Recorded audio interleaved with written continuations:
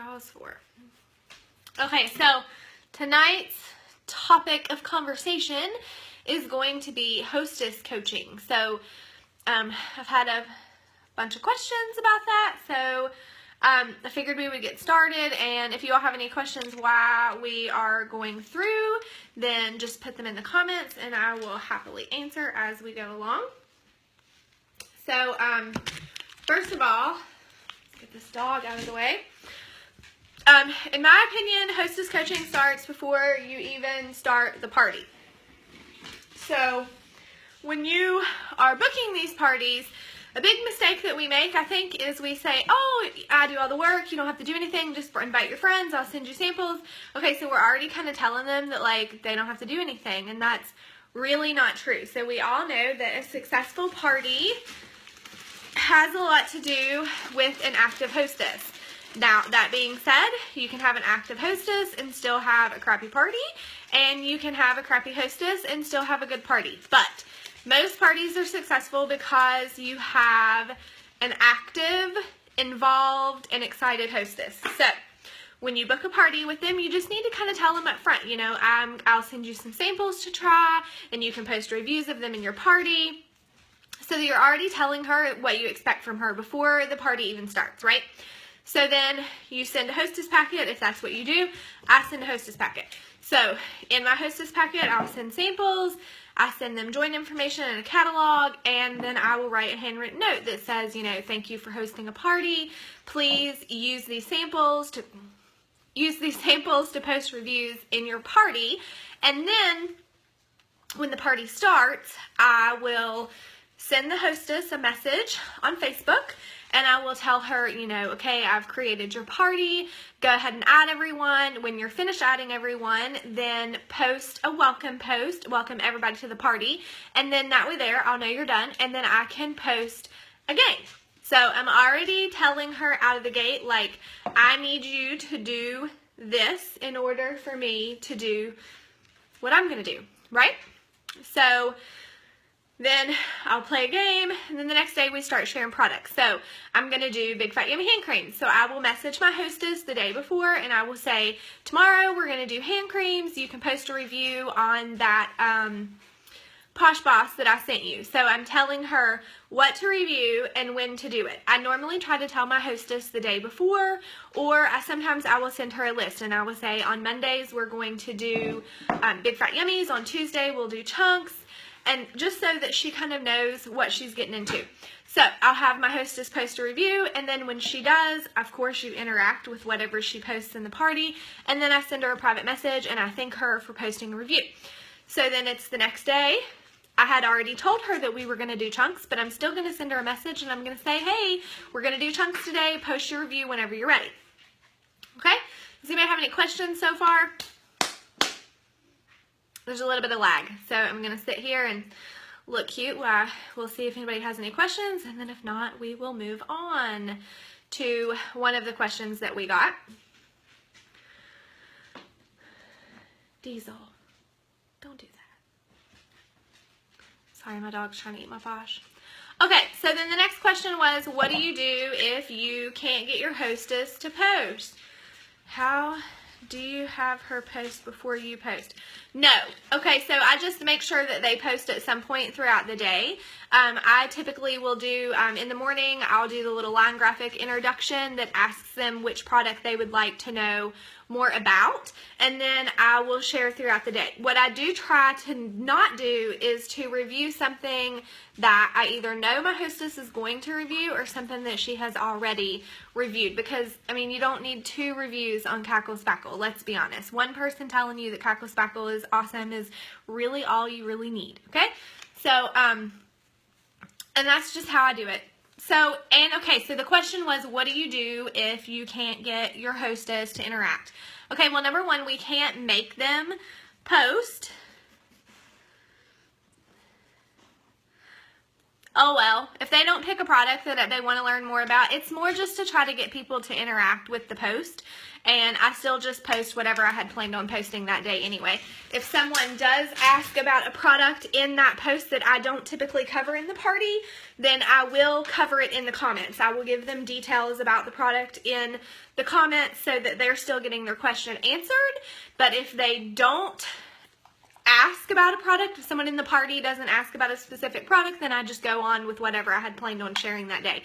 I have, certain chunks that I share or certain masks that I'll share or whatever, so I just kind of go along with that. If they did ask about a product that I had already planned on covering that day, I will tag them in the comments of that product review so that they can see it, plus that they know that I acknowledged their question and I'm giving them the information that they wanted.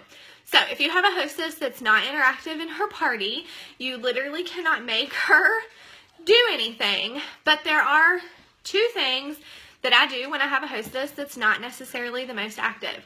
I still message her every day. I still tell her what's going on. I still tell her, okay, we're going to do masks tomorrow, and I sent you that. I'm turning blueberry, so you can post an I'm turning blueberry review tomorrow. So if I have a hostess and she hasn't posted a review in a couple of days and I know she has samples, I will, when I introduce my line graphic, I will say, and look for Jenny's review on I'm turning blueberry today, and tag her. So it kind of calls her out a little bit. I mean, yes, maybe it's a little pushy, but the thing you have to remember, yes, when we're hosting a party, these people are helping us to get sales, but at the same time, we're providing them with a service.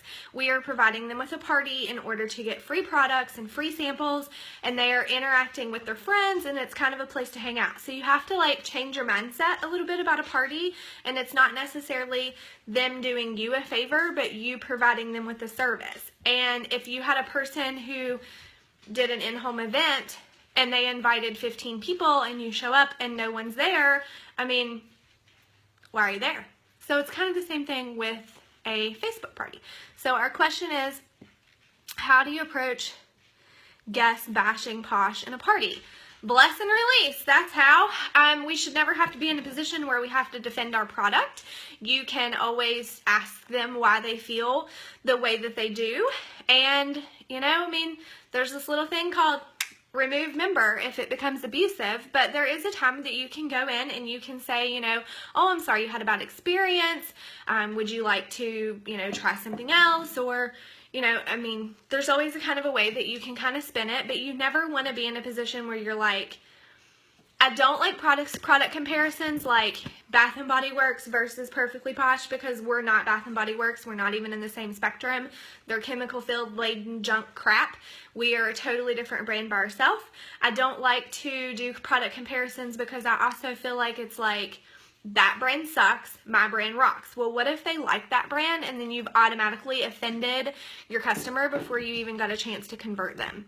So I try not to do product comparisons, and if I do have someone, which I've never had anyone bash Posh in a party ever, but if that does happen, there is always a time that you can go in and, like I said, tell them, I'm sorry you had a bad experience, and try to figure out why they feel the way they do, or you can just give them the boot. I mean, it's your party, it's your business. You can decide what you allow to happen, right? Okay, any more questions? Yes, I totally will tag a hostess, and even if she's being active, just because I kind of want her friends to be looking for her review, even if I have an active hostess, I will tag her and say, look for Stacy's review on the Gender Bender chunk today. It's one of her favorites. You know what I mean? So it's tailors the party to the hostess, but at the same time, you can also use that to kind of be hey, over here, this party that you wanted, and I sent you this packet of all this free crap, and now you're not doing anything. You know what I mean? So it kind of pulls her in. So, I will also, if I post a game, I will tag my hostess and say, hey, Sally, you can play too. And then I will send her a private message and I will say, hey, feel free to play the game. Tag some of your friends. The more they play, the more samples we can get out in your party, and the more likely people are to make a purchase. Because, we all know you like to try before you buy. That's why we have Ulta and Sephora and all these places where you can go and you can try all these products, and that's what makes us stand out from a lot of the other skincare companies, is that we do have samples and we have the availability to try a whole lot of love before you buy it. I mean, if you were trying Posh for the first time, you're going to be a little leery about paying $19 for a charcoal scrub if you haven't tried it and seen how amazing it is, right? So another thing with Hostess Coaching is you have to remember that your hostess is your best avenue for a potential consultant, okay? So I know many of you all who are consultants now had parties before you decided to join Posh. So a good thing with having a good relationship with your hostess is that she is going to feel easier in the transition from customer to consultant. She's also going to feel confident in herself because you have told her how good her review was and you have walked her through the process of how a party works, so that if she does decide to become a consultant, she already knows basically the setup of a party, how to run one, when to do things, and how to get things from her future hostesses as well, because you trained her without her even really knowing that you were training her, because all you did was coach her and hostess coach her through her own party.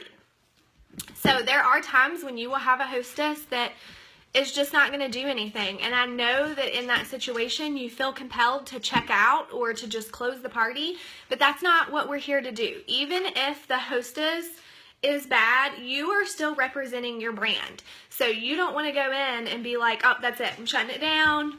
If you want to order, you need to order by midnight, when you had already told them that the party was going to last for 8 days or 10 days, and you run a 6-day party, 5-day party because your hostess isn't active. That makes you look bad because you said one thing and then did another. So you kind of just have to muscle through and get through to the end. And there are, you can send samples and you can still try to pull a good party out from the people who you have sampled, because again, you've sent these samples out to potential customers who can be potential hostesses, who could be potential consultants that join your team. So you don't want to leave a bad taste in anybody's mouth. So regardless of how active your hostess is, you kind of just have to go through the motions. So if you would typically post 3 times a day in a party, it's okay to maybe back it down to twice if nobody's really paying attention, because we all are busy and we all have lives, but you don't ever want to stop.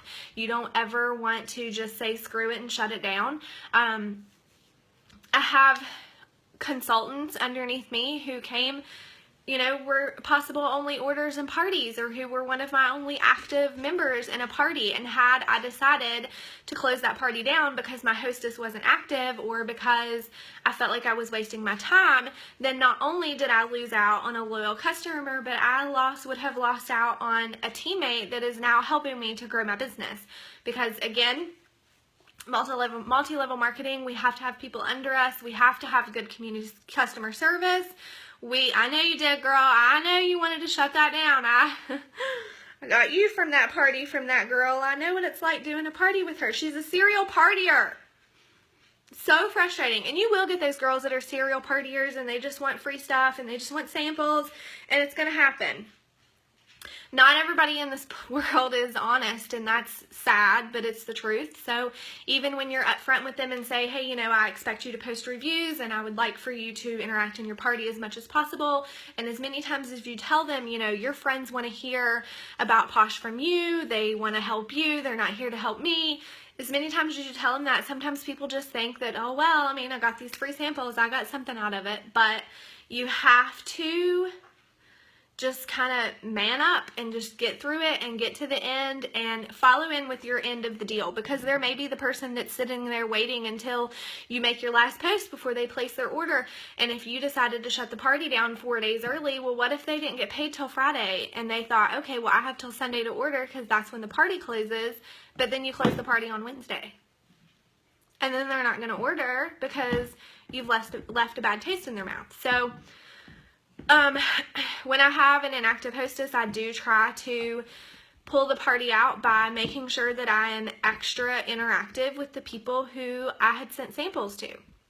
Okay, so there are ways around having a bad hostess, but you need to make sure that you're not setting yourself up out of the gate to have a bad hostess. We're not going to say things like, oh, do a party, I'll do all the work, you just invite your friends and have fun, because that's not true. That's not what we want them to do. We need them to work, we need them to be active, and we need them posting, right?